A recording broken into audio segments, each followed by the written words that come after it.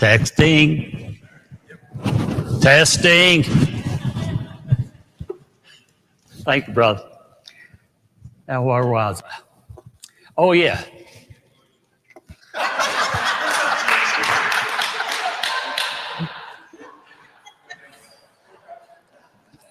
I get no respect. Did you notice that? I got all kinds of helpers, though. I was just going to say, thanks to those of you who get here so early every Sunday morning and set things up and have things ready for us. I'm very, very grateful for that. And I think sometimes I tend to overlook that, and I really appreciate your willingness to do that.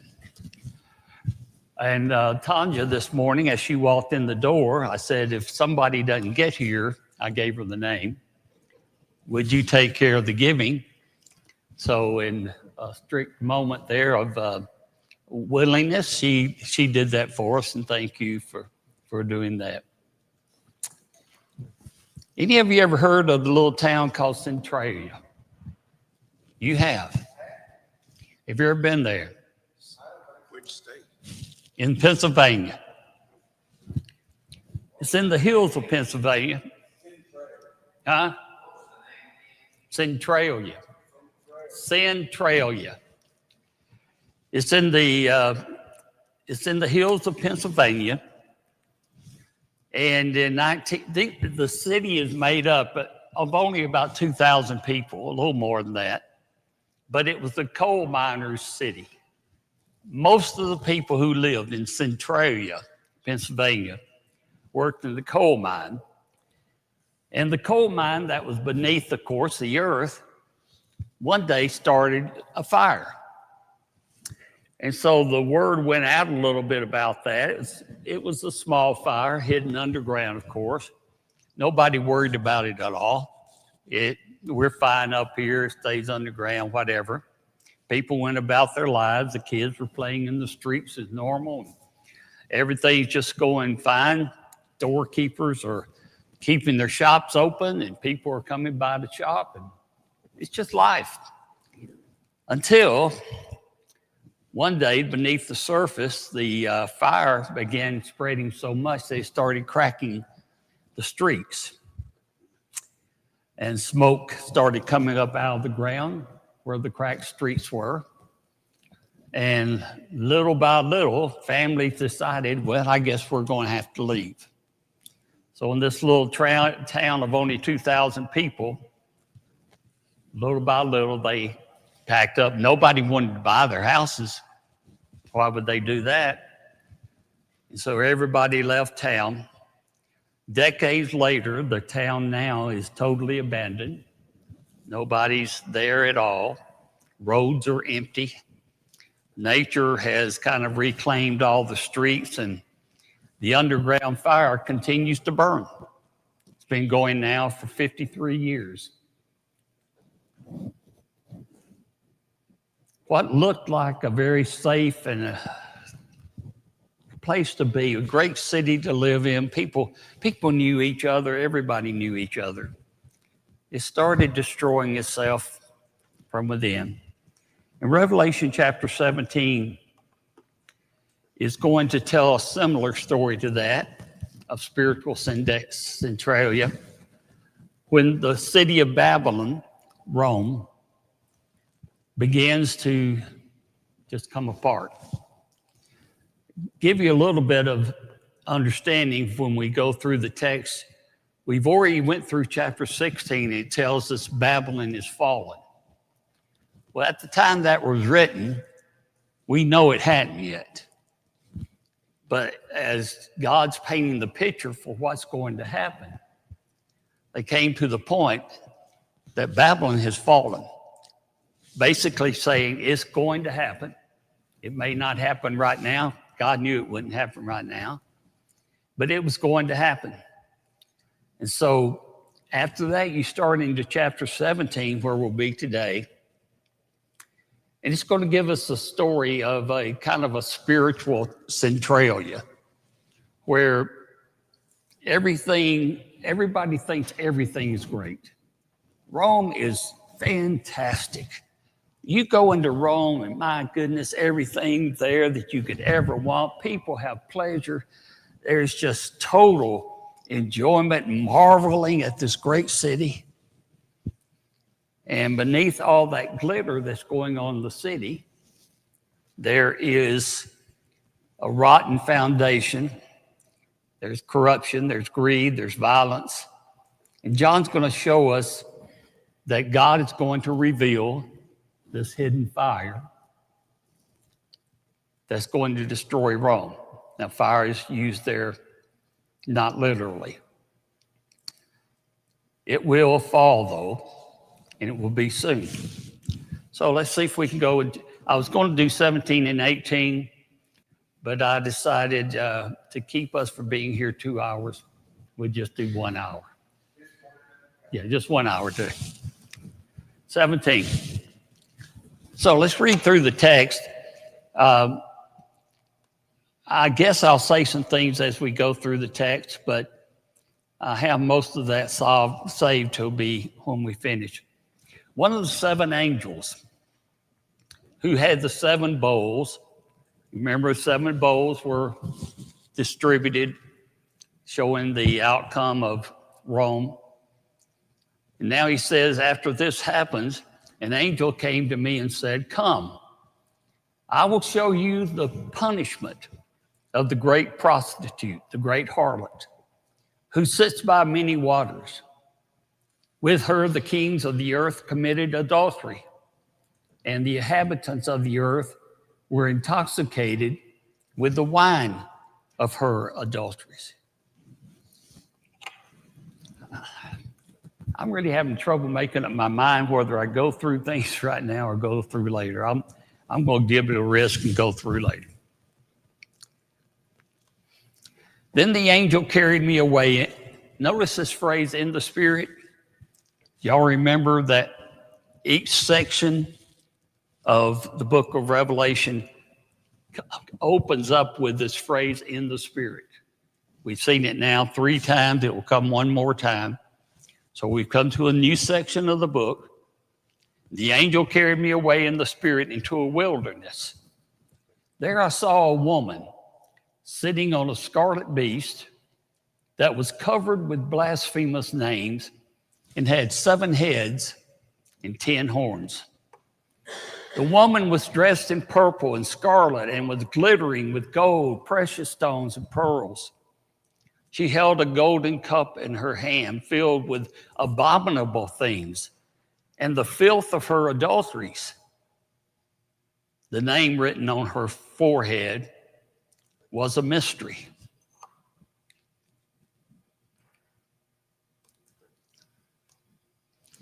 Babylon the Great, the mother of the prostitutes and of the abominations of the earth.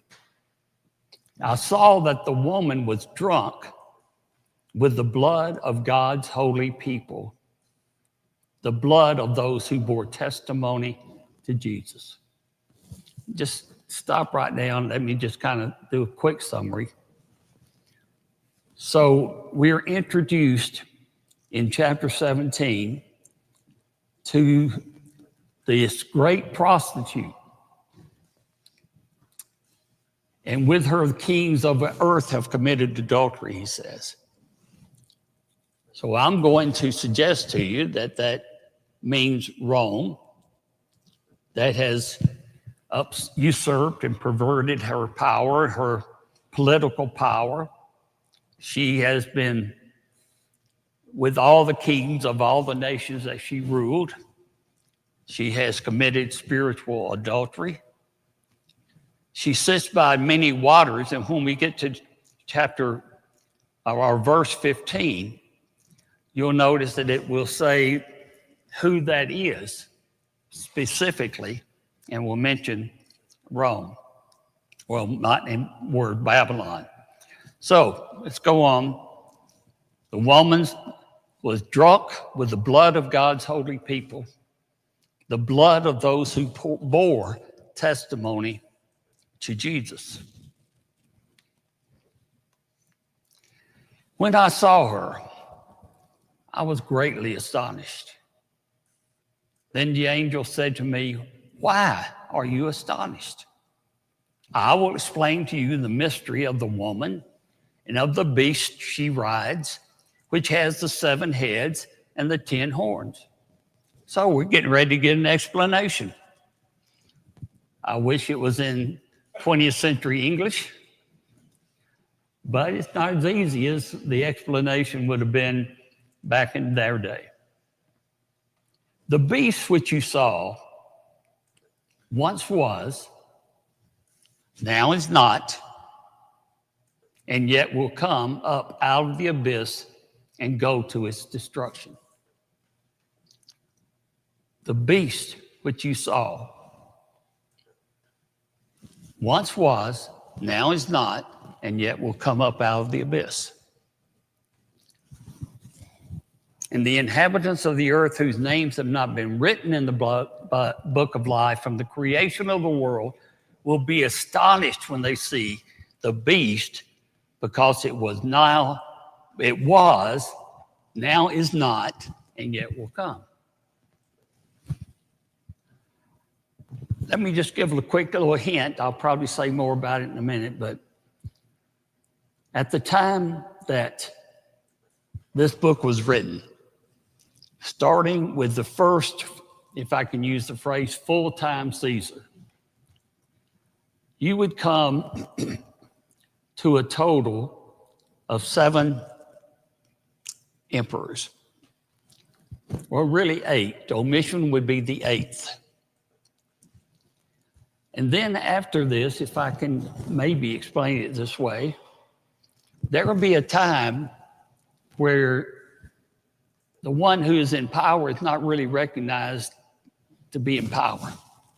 It's not that kind of a Caesar that they've been used to.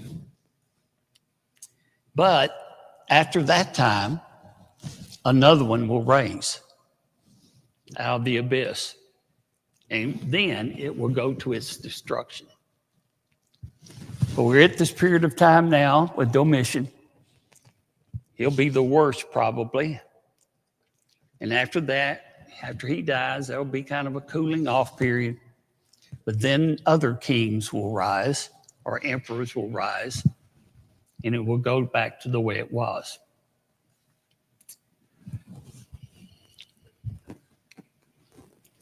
This calls for a mind of wisdom.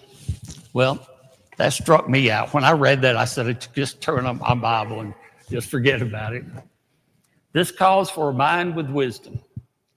The 7 heads are 7 hills on which the woman sits. I'll show you a map in just a minute, where you will notice that in Rome proper, there are 7 hills.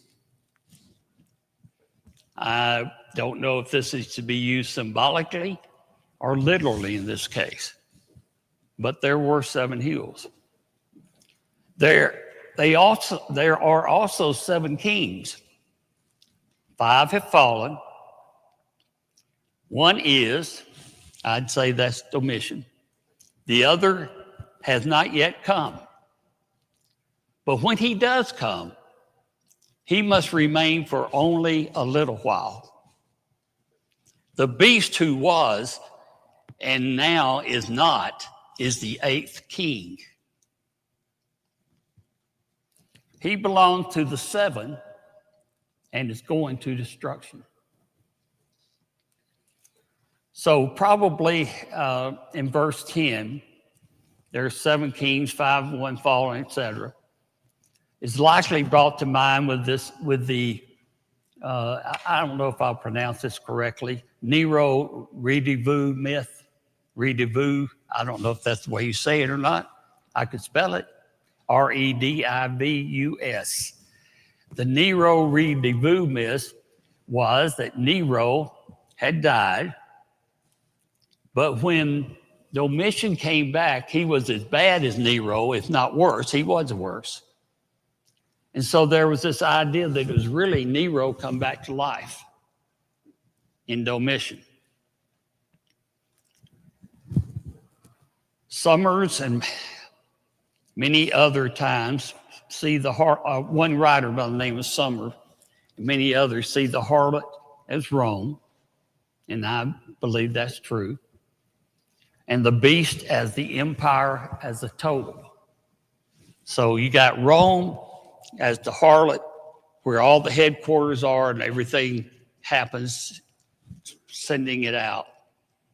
And then you've got the whole empire that represents the idea of Babylon.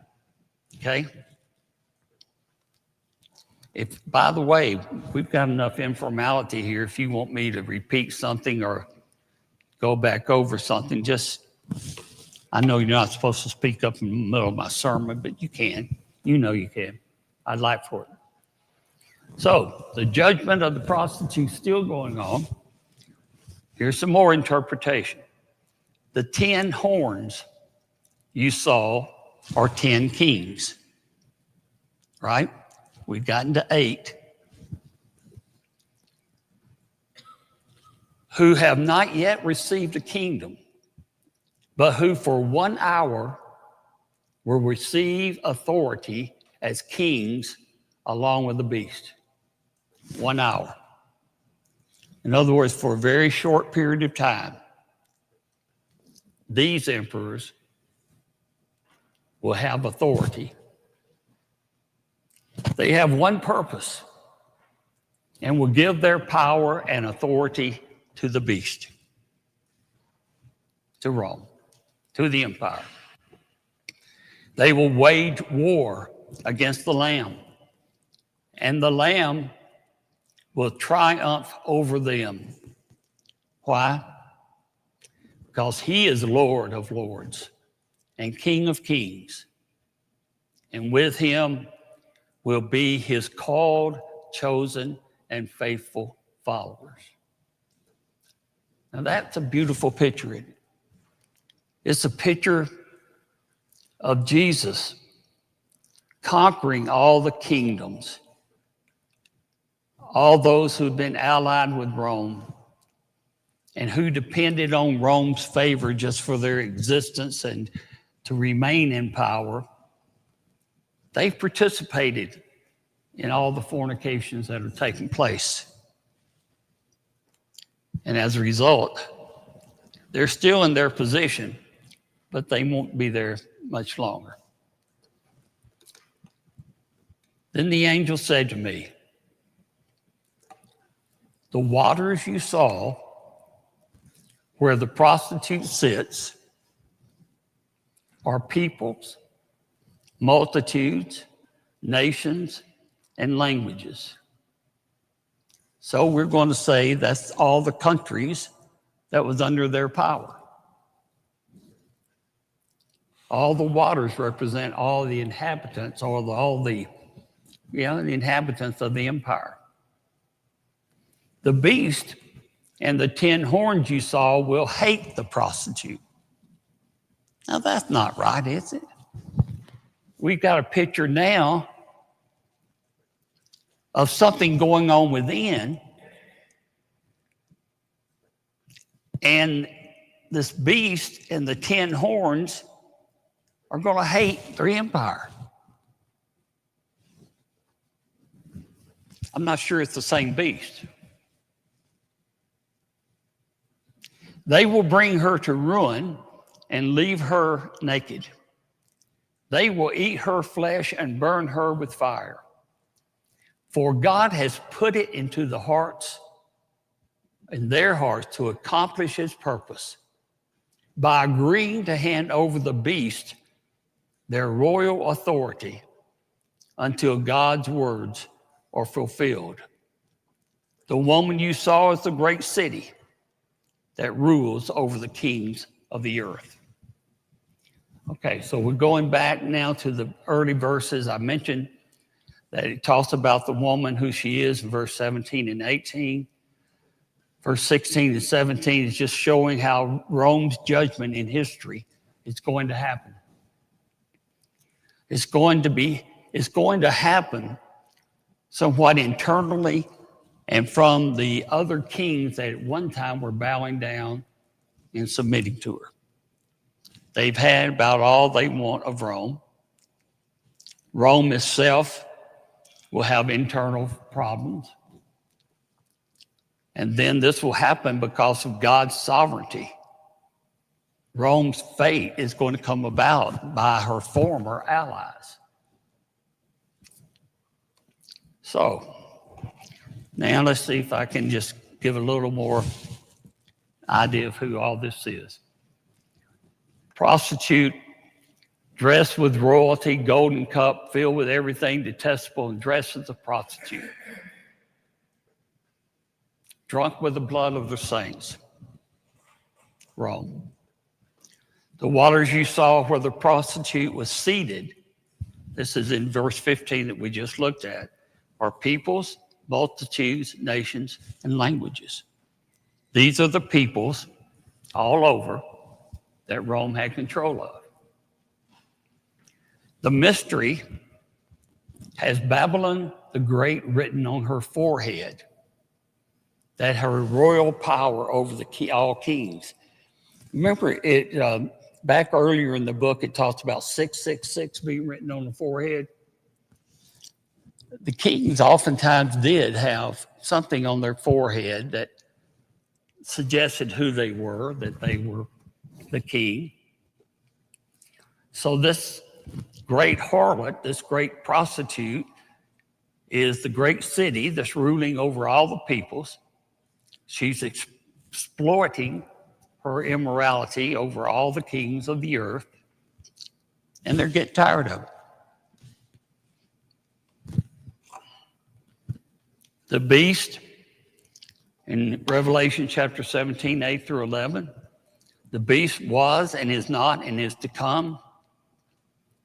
Starting with Augustus, I went through that with you, so I won't do that again. 7 heads are 7 mountains where the woman sits. I'll show you this again in a moment. 7 hills, the 7 mountains that the proper city of Rome covered. There also are 7 kings. 5 have fallen, 1 is the other is not yet come. And when he comes, he's just going to hang around for a little while. So he tells us that the 3 that follow these 5 kings don't count very much because of the fact that they'd be killed very shortly. Less than a year than after when they were anointed. The 8th king arises, the beast is back. Remember, the beast is not, but will rise again. So with this ruler, the beast rises again. He or she is the beast. The beast that returned was, as I mentioned before, to Domitian. And some thought that she was Nero come back to life. So here's some coins of the time of the Roman Empire. You notice it has the emperor on the front. But on the back, you see this woman. And where is she sitting? On 7 hills. Vespasian is on the front, but on the back is this goddess Roma sitting on 7 hills. And then you have this picture. You see the red outline that covers the 7 hills that are noted. One writer by the name of David A. De Silva said, a yearly festival in the capital city commemorated Rome's expansion to enclose the 7 hills within the city limits. And so Rome is just wanting for the whole city to cover this one big space, the 7 hills. And they got authority to do that. And on this basis, both Christian hearers and outsiders, whenever you would hear of this, you would immediately connect Babylon with Rome. So that's who we're talking about. We kind of figured that out. These will all make war against the Lamb. But what? The Lamb will win. The Lamb will win. All those as well, all those with him who are called and chosen and faithful, we win.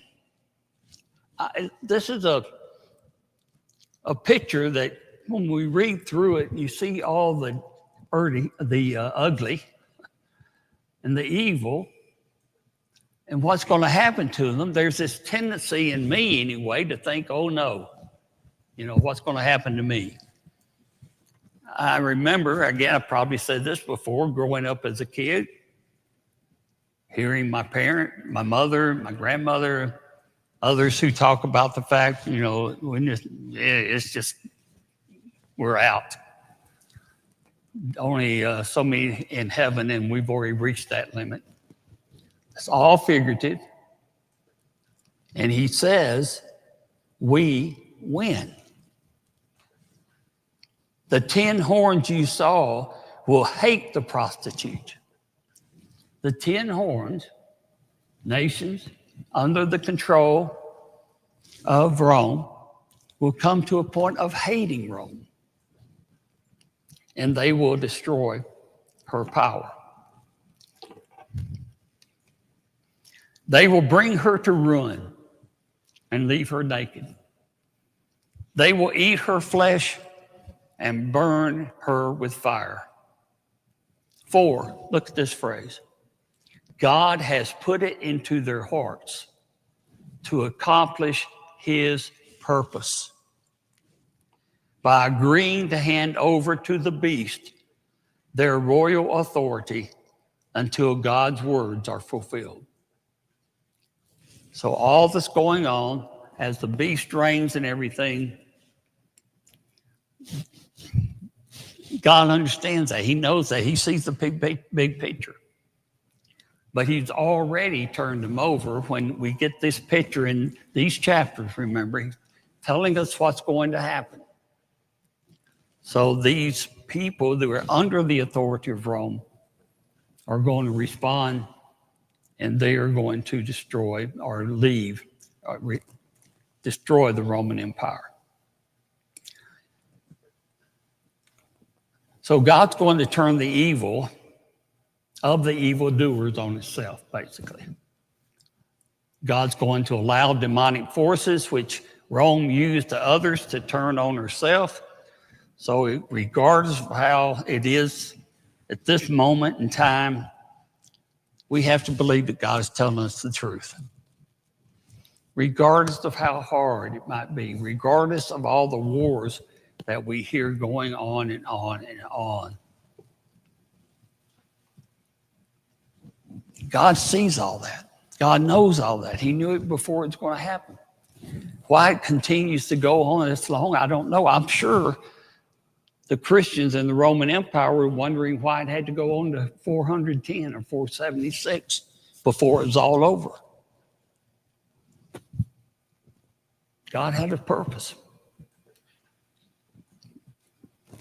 So, y'all ever heard of the, you've heard of it. Did you ever see any signs as you were driving around and past about Enron? ENRON. I kind of thought when I was looking at them, see them, that they must be connected with Exxon some way. The name is so close, but it was at one time celebrated to be the most innovative and successful American energy company.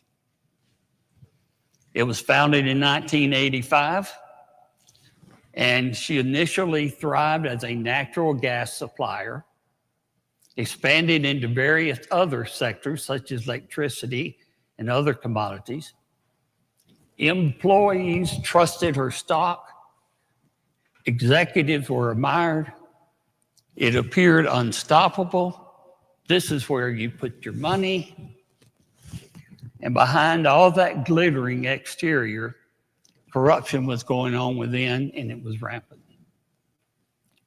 A series of financial wrongdoings led to the death of Enron in 2001.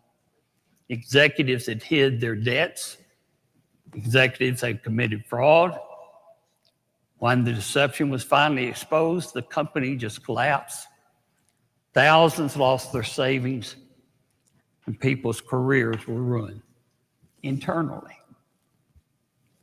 That seems to be the picture that I'm seeing in Rome. And I'm wondering, too, as nations continue, what's our greatest enemy? What would be the greatest threat that we have or any nation has? And from these pictures, I'm getting to think it's probably yourselves. For what comes on within the country that divides and places people into positions that they become so evil, it's time for it to be changed. Oh, I didn't know that was going to show up, but it did. 5 reasons for Babylon's downfall.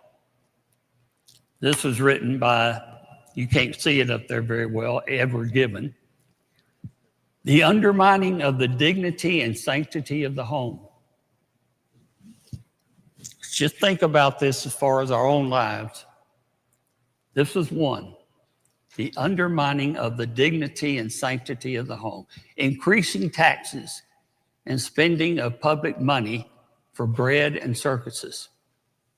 The mad craze for pleasure, with sports becoming more exciting and more brutal. The building of gigantic armaments when the real enemy is the decadence of the people. And 5th, the decay of religion, with faith fading into mere form. Kind of scary. But you know, I've been reading, and I'm sure you have too, recently, that there is the younger generation is more excited about being at worship and being at church than the generation before.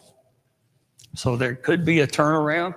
I hope and pray there is, that the people in America really worship the Lord.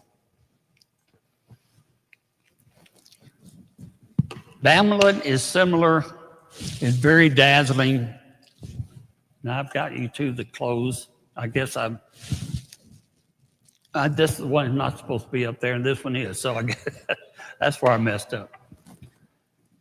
Just a few little lessons to keep us from going in this direction.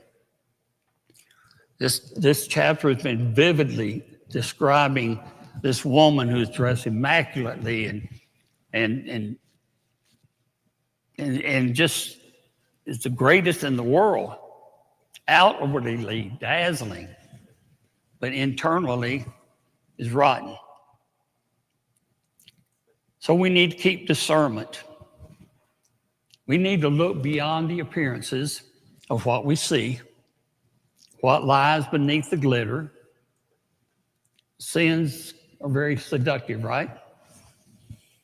I mean, if it weren't, I wouldn't do it. I don't know about you, but if sins weren't enticing and seductive, we'd be all right. But they are. We need to have courage. Stand for the truth even when the world celebrates its corruption. Be faithless regardless of the cost. Live for eternity. 3, don't tie loyalty to systems built on pride and corruption. You remember back in chapter 3, there was a city called Laodicea. And she was really proud of all the things that she had done. And yet she is corroding inwardly. And then finally, trust God. He sees the hidden realities. He will bring everything to a close. and we win. Stay on the winning team.